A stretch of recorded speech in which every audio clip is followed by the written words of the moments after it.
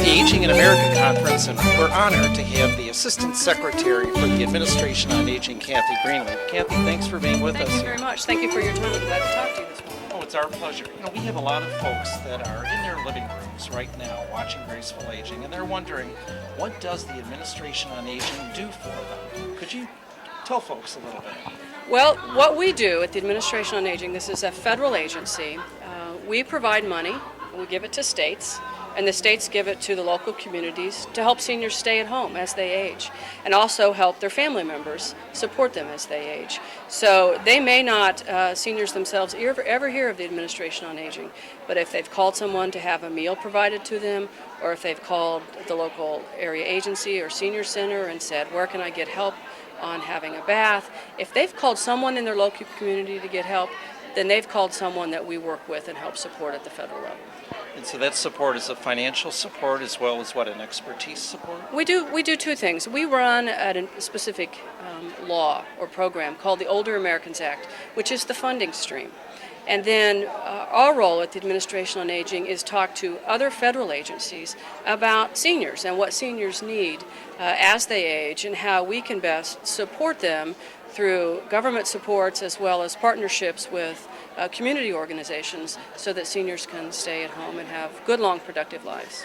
It's what we all want, That's isn't what it? we want, yes. Absolutely.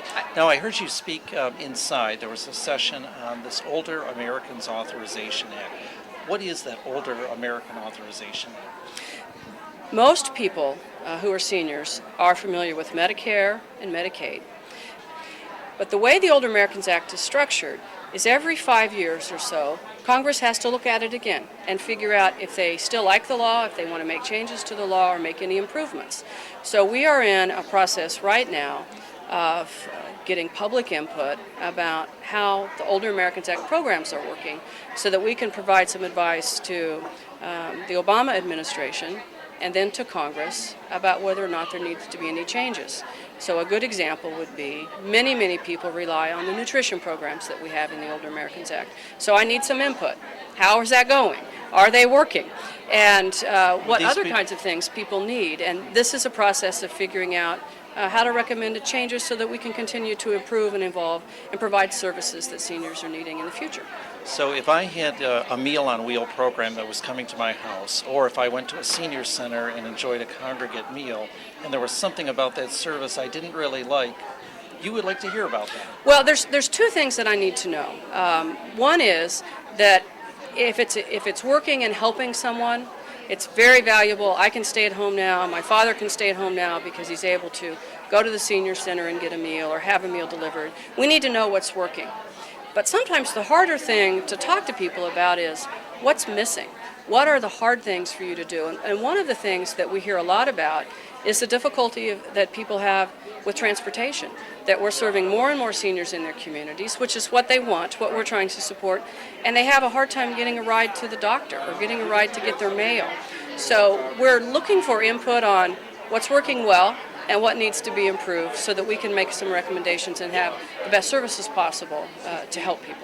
That's interesting. As far as I think people do overlook what's working well, because I guess you would like to find out if a program in Kansas or California or Florida is working well, you can take those good ideas and transpose them elsewhere. Because the law is up for reauthorization, it's not a guarantee that everything that's working well will stay. I mean, we have to continue every 5 years to cheerlead for ourselves and say these are the things that we, as a network of people supporting seniors, do very well. And sometimes people rely on things so much they forget to talk about how wonderful their life is because of the supports that they have. And we just need them to do that. We can collect this information both in terms of stories, individual stories about people or kind of data from a group of people, and say back to the President and his staff and to Congress, look, seniors really do value what we're doing for them.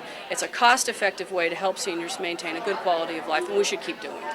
Now, if one of our viewers has never been involved politically, they've never done any advocacy, but they've taken to heart your words right now, what would they actually do? Who would they contact? Everybody is a good answer. I mean, they need to, in order to help us with the law, they don't need to know anything about the law at all.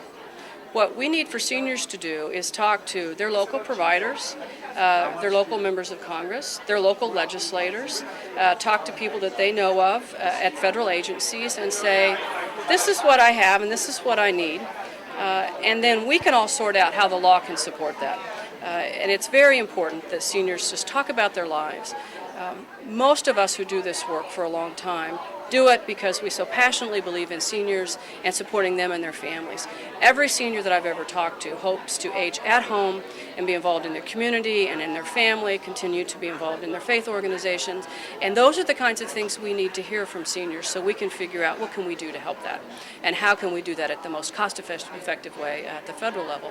And we have a wonderful goal and opportunity to do this together. Oh, that sounds wonderful. Now, the Administration on Aging is the organization that you work for. Now, is that the Obama administration, or is that distinct from the government organization? The Administration on Aging is a part of the Department of Health and Human Services. I am the Assistant Secretary for Aging. I was appointed by the President to this role. I work directly with Secretary Sebelius from Health and Human Services, as well as the other agencies within Health and Human Services. We heard yesterday from the Surgeon General here. She has a long history of working with seniors, and I think we have some wonderful opportunities to work with the Surgeon General on the health of seniors, and she talked specifically about the need for preventative services and programs for seniors. So many seniors are struggling with chronic disease. So we can work with the Surgeon General, we can work with CMS, we can work with USDA on providing supplemental food and support for seniors. So we have great opportunities at the federal level, and that's really our job at the Administration on Aging, is to talk to everybody that we can talk to about what seniors need, because seniors are a large group of people and they interact with most federal agencies well beyond the scope of what we do with the Older Americans Act, and we want to be their advocate and their voice with these other agencies that we work with. Well, we thank you so much for your time today and for the work that you're doing to assist families. I know it's a big job, and it's a growing job as years go by. So thank you very much. You're very welcome. It's very rewarding, and I would just tell seniors, talk to people about your lives, and we'll help you figure out what we can do to help. Thank you very much. And that's for our word today with Graceful Aging. Thanks for watching.